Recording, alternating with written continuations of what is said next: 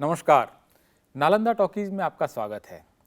हिंद महासागर इस समय विश्व में बहुत ज़्यादा चर्चा में है। बहुत सारी बातचीत हिंद महासागर को लेकर हो रही है, लेकिन हिंद महासागर की जो पूरी बातचीत है वो भारत का जो पश्चिम वाला हिस्सा है हिंद महासागर का, उसको लेकर हो रही है। लेकिन इस बीच में बहुत कुछ घट रहा है, बहुत कुछ घटित हो रहा है पूर्वी हिस्से में। जो हिंद महासागर का पूरब वाला हिस्सा है, उस हिस्से में क्या हो रहा है इसके बारे में बातचीत करने के लिए हमारे साथ मौजूद हैं जवाहरलाल नेहरू यूनिवर्सिटी में मैरीटाइम यानी समुद्री परिवहन वगैरह के विषयों के प्रोफेसर वीरेंद्र नाथ प्रसाद जी। बहुत बहुत स्वागत है सर आपका। नमस्कार। धन्यवाद। सर, क्या चल रहा है इस पूरब वाले हिस्से में हिंद महासागर के, क्योंकि पश्चिम की चर्चा है इस बीच में। पूरब वाले हिस्से में कुछ ऐसी गतिविधियां हो रही हैं जो पश्चिम के हिस्से से ज़्यादा गंभीर होगी। पहली जो स्थिति है कि अभी लगभग 2 महीने पहले इंडोनेशिया के पॉलिटिकल एस्टेब्लिशमेंट के शायद विदेश मंत्री ने एक बयान दिया कि जैसे हार्मुज़ पे ईरान टोल टैक्स वसूल रहा है, वैसे ही हमें मलक्का स्ट्रेट पे इंडोनेशिया, मलेशिया और सिंगापुर को मिलकर टोल इम्पोज करना चाहिए और जॉइंटली उसको वसूलना चाहिए। तो उसी टाइप की मोनोपोली एस्टैब्लिश हो सकती है। हालांकि बाद में ग्लोबल प्रेशर के कारण उन्होंने अपना स्टेटमेंट विड्रॉ किया, लेकिन कब ऐसा हो जाए ये कोई नहीं जानता। और ये स्पेशली इस स्थिति में, इस सिचुएशन में ज़्यादा रेलिवेंट है कि आज से लगभग 1000 साल पहले उस एरिया के जो श्री विजय डायनेस्टी के जो रूलर थे, उन्होंने सिमिलर मोनोपोली एस्टैब्लिश की थी और उसे काउंटर करने के लिए भारत के चोल राजाओं ने उस एरिया पे न केवल इन्वेड किया बल्कि उसे ऑक्युपाई करके लगभग 100 वर्षों तक अपने कब्जे में रखा, वो फ्री नेविगेशन को इंश्योर करने के लिए।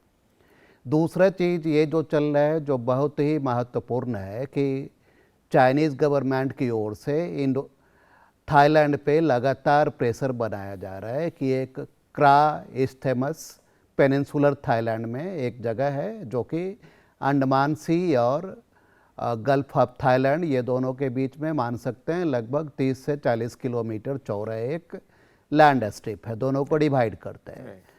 तो चाइनीज़ गवर्नमेंट उन पे बहुत लंबे समय से प्रेशर डाल रही है कि इस एरिया में स्वेज कनाल जैसा ही एक कनाल बनाएं।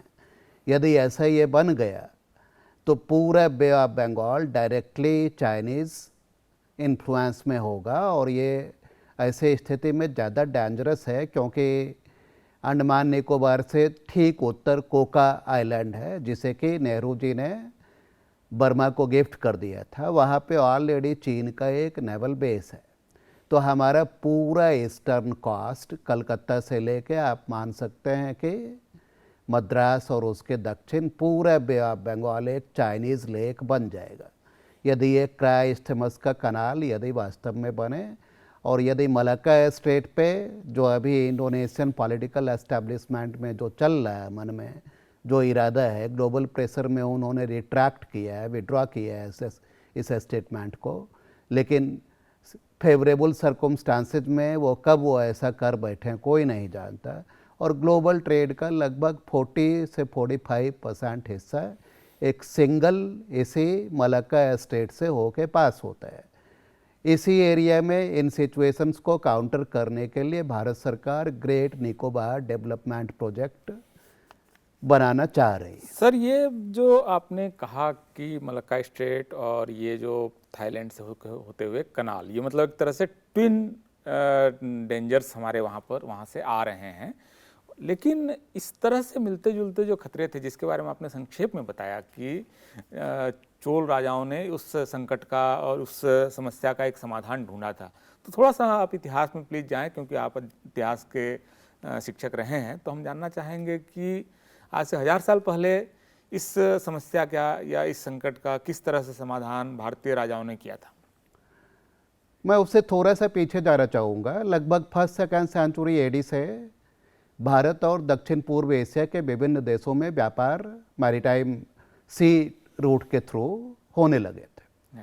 तो 3rd सेंचुरी एडी तक जो मेन रूट था वो क्राई इस्थेमस वाला ही था। अब कलकत्ता के दक्षिण ताम्रलिप्ति से एक जहाज लें, अभी के बांग्लादेश के अलोंग और चिटगांग कोस्ट के अलॉन्ग अराकान होते हुए आप क्राइस्थमस पहुंचेंगे। वहां आप अपना जहाज़ छोड़ देंगे, ओवरलैंड आप उस 50 किलोमीटर को ट्रांसपोर्ट करेंगे और वहां से उस पार जाके दूसरा जहाज़ लेके आप गल्फ ऑफ थाईलैंड पार करते हुए कंबोडिया पहुंचेंगे और वहां से चीन की ओर बढ़ेंगे। ये मुख्य रूट था जी, उसी से हाँ, मतलब उसी बहुत से हिंदू धर्म वहाँ फैला। है ना। इनफैक्ट चाइनीज ट्रेवलर्स जो नालंदा वगैरह आए उसमें काफी उधर से आए, इत्सिन और कई सारे, तो वो नहीं, रूट वो था। उधर से नहीं आए, ये 3rd सेंचुरी तक था। अच्छा। 4th सेंचुरी में एक डायरेक्ट सी रूट ताम्रलिप्ति से आप जहाज लेंगे सीधे निकोबार, जिसको संस्कृत साहित्य में या चाइनीज ट्रैवलर्स ने अपने रिकॉर्ड में उसको नारिकेल द्वीप, तो नाम भी सिमिलर है। तो उस समय भी निकोबार जो आइलैंड था, ग्रेट निकोबार आइलैंड, वो एक पोर्ट के रूप में काम कर रहा था। तो एक डायरेक्ट सी रूट डेवलप हुआ निकोबार होते हुए, मलक्का होते हुए, और यही मुख्य सी रूट 4th सेंचुरी एडी के आसपास से बन गया और अभी तक बना हुआ है।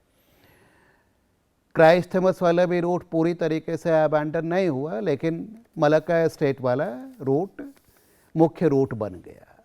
अब 1st 2nd सेंचुरी एडी से ही दक्षिण पूर्व एशिया का सोना, गोल्ड, मसाले भारत और यूरोप में पहुंचने लगे थे। तो ये मलक्का स्टेट वाला रूट जो था, ये बहुत ही वाइटली इम्पॉर्टेंट उस जमाने में भी था। लगभग 6th सेंचुरी एडी में इंडोनेशिया, मलेशिया, थाईलैंड का दक्षिणी हिस्सा और ये बोर्नियो आइलैंड, कालीमंतन जिसे बोलते हैं, उसको इनकॉर्पोरेट करते हुए एक बुद्धिस्ट किंगडम की स्थापना हुई, श्रीविजय उसे बोलते हैं। तो इन लोगों के मन में लालच आया, श्रीविजय के मन में, कि जब ग्लोबल ट्रेड का इतना बड़ा हिस्सा यहाँ से होके ही जा रहा है, तो हमें इस पे मोनोपोली एस्टैब्लिश करनी चाहिए मलक्का स्टेट पे। तो उन्होंने ऐसा कोशिश 9वीं 10वीं शताब्दी से करना स्टार्ट कर दिया। इसके कारण ग्लोबल नेविगेशन, ग्लोबल व्यापार बुरी तरीके से डिस्टर्ब हुआ और भारत के जो चोल वंशी राजा थे वो इस एरिया को ओपन नेविगेशन रखना चाहते थे कि सभी को व्यापार करने की सुविधा हो, स्वतंत्रता हो। जब श्रीविजय के रूलर्स नहीं माने तो उसको काउंटर करने के लिए उन्होंने उस एरिया पे लगभग 1025 एडी में अटैक किया और केवल अटैक ही नहीं किया, उस एरिया को ऑक्युपाई किया और लगभग 100 साल तक अपने ऑक्युपेशन में रखा।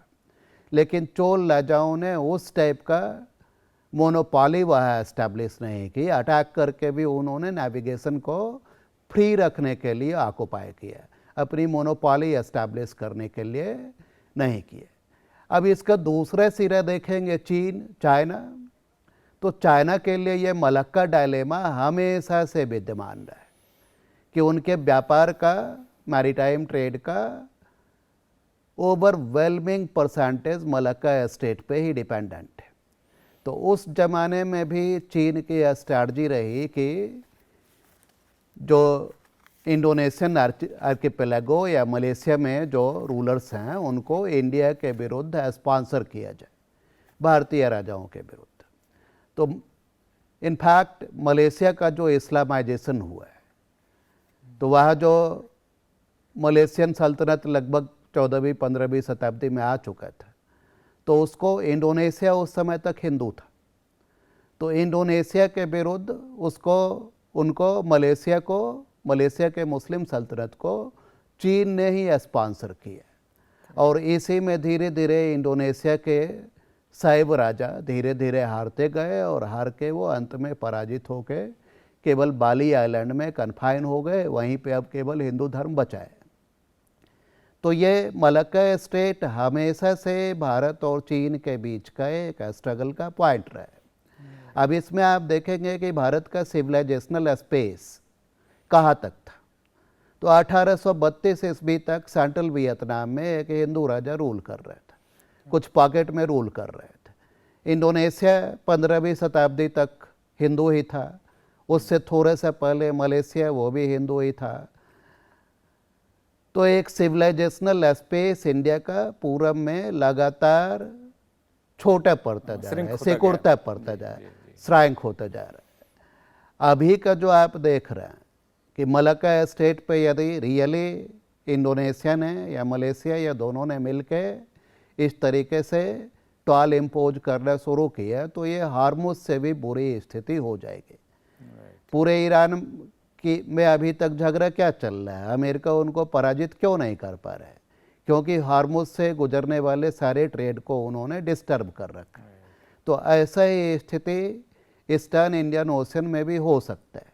अब ये इस स्थिति में हमें क्या करना बल्कि चाहिए? यही प्रश्न, यहीं पर वो प्रश्न आता है कि खास करके इस जियोपॉलिटिकल सिचुएशन में जिसमें ट्रेड भी है और सभ्यता भी है और नौसैनिक जो शक्ति है उसका भी प्रश्न है, ऐसे में भारत के लिए जो ग्रेट निकोबार का डेवलपमेंट प्रोजेक्ट है वो कितना क्रिटिकल है, खास करके व्यापार की दृष्टि से और सामरिक दृष्टि से?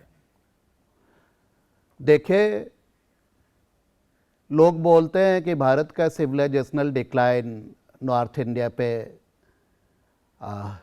मध्य एशिया से आए टर्किक रूलर्स, इनके रूल से स्टार्ट होता है।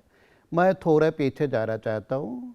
हमारा एक्चुअल सिविलाइजेशनल डिक्लाइन मान लीजिए 1125-30 से प्रारंभ हो गया, जब चोल राजाओं को वहाँ इंडोनेशिया से हटना पड़ा।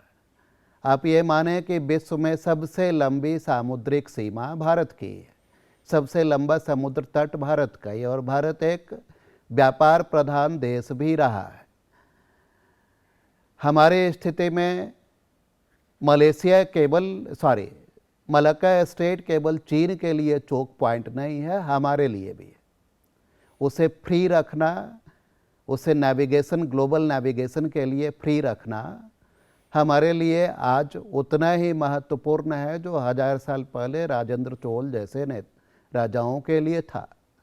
अभी आप जस्ट एक चीज़ देख लें कि यदि मलक्का स्टेट पे उस टाइप का कंट्रोल, मोनोपोली चाइना स्पॉन्सर्ड यदि हो जाए तो हम क्या करेंगे?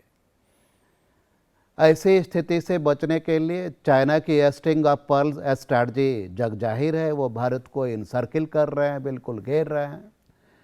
और ये हमारा ग्रेट निकोबार प्रोजेक्ट जो बन रहा है वो मलक्का स्टेट से हार्डली 150 किलोमीटर दूर है। उस एरिया में हमारा मैसिव नेवल प्रेजेंस होना चाहिए। ये केवल हमारे सामरिक हितों की बात नहीं है, हमारा व्यापार भी उस एरिया से बहुत फंडामेंटली इम्पॉर्टेंट। उस एरिया में जापान है जिससे आपका व्यापार है, वियतनाम है, इंडोनेशिया से आपका व्यापार है, या पैसिफिक प्रशांत महासागर हो के आपका सामान जाता है। तो हम उस एरिया को कैसे असुरक्षित छोड़ सकते हैं? इस एरिया में चाइना के बढ़ते हुए प्रभाव को काउंटर करने के लिए हमें ग्रेट निकोबार प्रोजेक्ट बनाना ही पड़ेगा। और ये ऐसा नहीं है कि निकोबार एरिया में पहली बार कोई ये इस टाइप की पोर्ट रिलेटेड एक्टिविटी हो रही है। आप एत्सिंग जो 7वीं शताब्दी में चीन से भारत आए थे बौद्ध यात्री, आप उनकी जर्नी पर हैं तो वो श्रीविजय से स्टार्ट करके नारिकेल द्वीप, निकोबार का ही पुराना नाम, वहाँ आते हैं और वहाँ से फिर वो ताम्रलिप्ति आते हैं। या यदि आप ताम्रलिप्ति कौन सा शहर है? ताम्रलिप्ति कलकत्ता के दक्षिण में है। ये पूरे गंगा घाटी, कम से कम मध्यवर्ती गंगा घाटी का पूरा व्यापार ये 7वीं 8वीं शताब्दी तक ये हैंडल करता था, सामुद्रिक व्यापार। तो ऐसा नहीं है कि निकोबार में कोई पहली बार पोर्ट रिलेटेड एक्टिविटी हो रही हो। आप कथा सरित सागर की कहानियों को पढ़ें, एडवेंचर टेल्स हैं। अब आप देखेंगे कि भारतीय नाविक व्यापारी जहाज़ लेके जा रहे हैं भारत से, और पहले नारिकेल द्वीप में रुकते हैं, फिर वो कटाह द्वीप जो केदा एरिया है मलेशिया का, फिर वहाँ जाते हैं, वहाँ से वो चीन वगैरह जाते हैं। तो ग्रेट निकोबार हमेशा से हमारा पोर्ट रिलेटेड फंक्शंस करता रहे। ये कोई नई बात नहीं होगी यदि हम वहाँ बड़ा इंफ्रास्ट्रक्चर डेवलप करें। सामरिक के अलावा तीसरा ये भी है कि deep sea facility, porting facility Bharat में अभी प्रायः नहीं है, लगभग नहीं है। लेकिन केरल में जो वजिंजम पोर्ट बना है तो यदि ग्रेट निकोबार में यदि ये होता है तो सिंगापुर जो अभी मैरीटाइम हब है उसका एक बड़ा पोर्शन भारत में आएगा, उसका आर्थिक प्रभाव पड़ेगा। और अंडमान निकोबार के इकॉनमी को ये बहुत पॉजिटिवली इन्फ्लुएंस करेगा और रेस्ट ऑफ इंडिया के इकॉनमी को भी ये बहुत पॉजिटिवली इन्फ्लुएंस करेगा। राइट। तो ये जो हमारा भारत का जो निकोबार में हमारा डेवलपमेंट प्रोजेक्ट है, जिसमें मुख्य रूप से वो एक डीप सी पोर्ट बनाना, उस क्षेत्र को विकसित करना, और इसके अलावा सामरिक जो हमारा पहले से वहाँ एक ठिकाना रहा है उसको और ऑगमेंट करना, मजबूत करना, ये जो पूरा एक 360 डिग्री वहाँ पर डेवलपमेंट का एक प्लान है, इससे जो जिन लोगों को परेशान होना चाहिए वो देश तो आपने स्पष्ट कर दिया कि किन कौन से देश इसको लेकर परेशान होंगे, लेकिन भारत में भी इस परियोजना का जो भारत के हित में है, इसका एक विरोध का तत्व हमें दिख रहा है। ये क्या जो विरोध है ये वाजिब है? क्या ये इसका कोई जस्टिफिकेशन है? क्या हमको वहाँ पर डेवलपमेंट प्रोजेक्ट्स रोक देने चाहिए? क्या वो डीप सी पोर्ट नहीं बनना चाहिए? क्या तर्क हैं और इसका काउंटर आर्गूमेंट क्या है? कुछ निहित तत्व इसका विरोध कर रहे हैं, मुख्य रूप से इस बात का विरोध कर रहे हैं कि इतना मैसिव डेवलपमेंट प्रोजेक्ट होगा तो वहाँ का जो लोकल इकोलॉजिकल बैलेंस है वो थोड़ा डिस्टर्ब होगा। लेकिन आप देखें कि मनुष्यता की यात्रा ही फॉरेस्ट को, वन के क्षेत्र को खेत का क्षेत्र बनाकर प्रारंभ हुई। यदि आप दिल्ली जहां हम लोग बैठे हुए हैं, अब इसके बगल में ही नोएडा है, जब वो बस रहा होगा तो कितने पेड़ काटे गए होंगे? दिल्ली में कितने पेड़ काटे? दिल्ली में कितने पेड़ काटे गए हैं? या अभी न्यू नोएडा बस रहे हो, उसमें कितना खेत का क्षेत्र, वन का क्षेत्र काटे जाएंगे। हर शहर की यही कहानी है। हर शहर की यही कहानी है। तो ये तो हम देख, हर खेत की ये कहानी कि पेड़ तो कटाई। लेकिन भारत सरकार ने ऑलरेडी कहा है कि वो कंपनसेटरी फॉरेस्टेशन करेंगे, उसके जितने पेड़ काटे जाएंगे उसके बदले में नया ग्रीन एरिया डेवलप करेंगे। अब मुख्य बात यह है कि यदि वो पूरा एरिया ही यदि दुर्भाग्य से कभी भविष्य में चीन के ही कंट्रोल में चला जाए, किसी के कंट्रोल में चला जाए, तो तिब्बत की अभी क्या स्थिति है आप जानते हैं। वहाँ के पर्यावरण को कैसे डिस्टर्ब किया गया है, वहाँ के इकोलॉजी को कैसे डिस्ट्रॉय किया गया है आप जानते हैं। तो हमें ये बात माननी चाहिए कि डेवलपमेंट और डिफेंस दोनों में जीरो सम गेम नहीं है। यदि हम सुरक्षित हैं तो हम नए जंगल भी लगा सकते हैं, नया फॉरेस्टेशन भी डेवलप कर सकते हैं। ये दोनों म्यूचुअली एक्सक्लूसिव नहीं है। और ऐसा डायलेमा इंडियन नेशन स्टेट ने पहले भी फेस किया है। मैं आपको जवाहरलाल नेहरू जी के शासनकाल की एक घटना बताता हूँ। जब ये नागार्जुन सागर डैम बन रहा था आंध्र प्रदेश में कृष्णा नदी पे, तो इससे यह स्पष्ट हो गया कि उस एरिया में बड़े बड़े मैसिव बुद्धिस्ट आर्कियोलॉजिकल साइट्स थे। तो यह स्पष्ट हो गया है कि ये पूरा आर्कियोलॉजिकल हेरिटेज डूब जाएगा। ढेर सारे बड़े बड़े विहार, विश्वविद्यालय, ये सब वहाँ पर थे। सब वहाँ पर थे। ये बिल्कुल स्पष्ट था कि ये सभी जो डैम बन रहा है उसमें ये डूब जाएंगे। भारत की ये ग्लोरियस हेरिटेज हमेशा के लिए नष्ट हो जाएगी, खो जाएगी।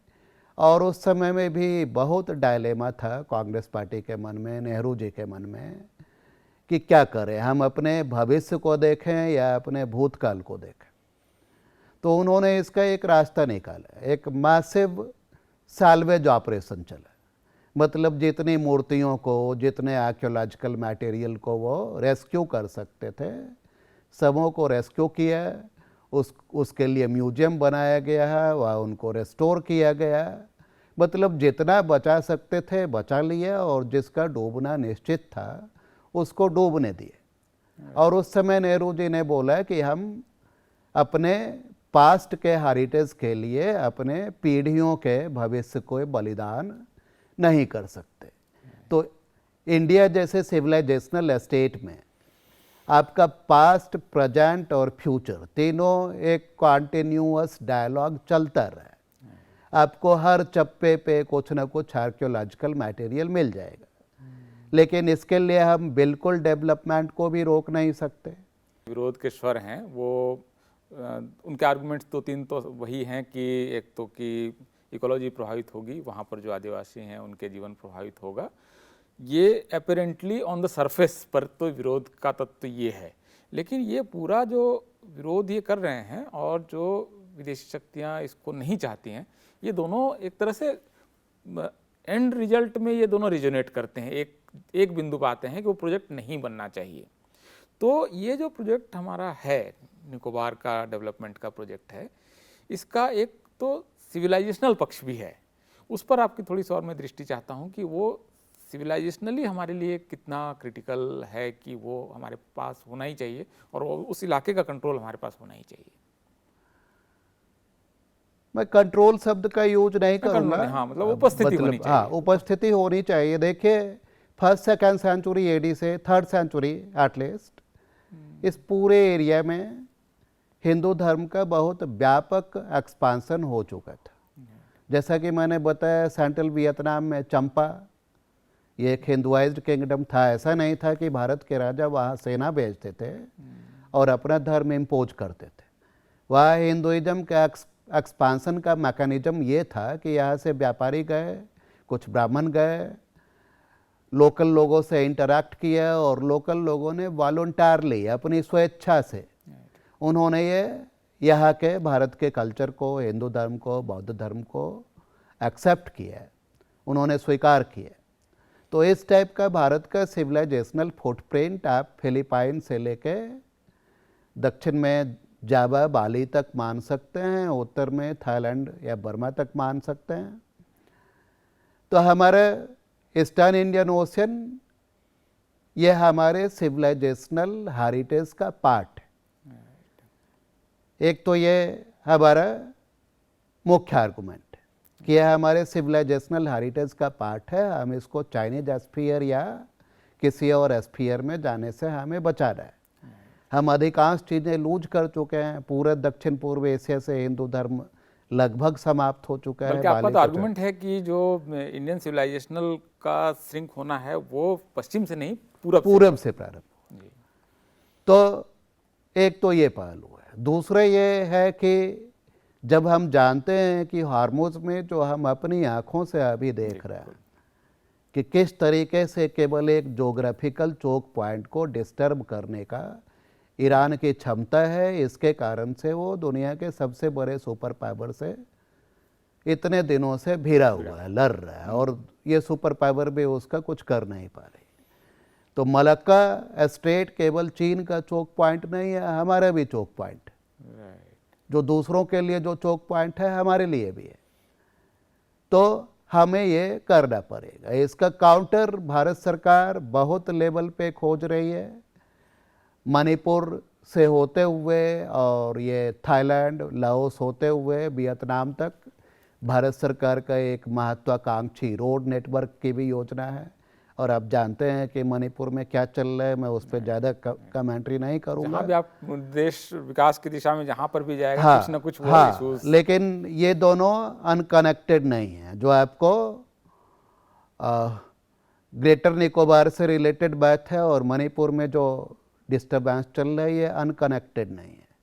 कोई भी आदमी ये डॉट्स को जोड़ सकता है कि क्यों दोनों एक साथ लगभग जो वहाँ एक ट्रेड रूट हम बनाने की कोशिश कर रहे हैं, या एटलीस्ट एक संभावना है। और यहाँ पर ऑलरेडी एक चीज एग्जिस्ट कर रही है जिसको डिस्टर्ब करने की कोशिश है। तो आप देख सकते हैं कि ये दोनों चीजें इंटरकनेक्टेड है। राइट। तो अब मैं फाइनल एक आपसे आपकी ओपिनियन चाहता हूँ, बल्कि आप समराइज करें आर्गुमेंट को कि भारत में जो भी विरोध है इस परियोजना का, उनको अपना विरोध क्यों बंद कर देना चाहिए। इसके पीछे सबसे मुख्य कारण तो यही है कि देश बचेगा तो हमारी इकोलॉजी भी बचेगी, पर्यावरण भी बचेगा, और चीज़ें भी बचेगी, हमारी अर्थव्यवस्था बचेगी, तो हम और चीज़ें भी कर पाएंगे। ये नया फ्लैश पॉइंट मलक्का होने वाला है। और यदि ये क्राइस्थमस वाला नहर बन गया, कनाल बन गया, तो हमारा पूरा बे ऑफ बंगाल, हमारा पूरा ईस्टर्न पार्ट, जो कि हमारा मुख्य रिसोर्स बेस है, हमारे मिनरल्स का पार्ट है, हमारा अग्रेरियन पार्ट है, हमारा इंडस्ट्रियल पार्ट है, वो डायरेक्ट थ्रेट में रहेगा।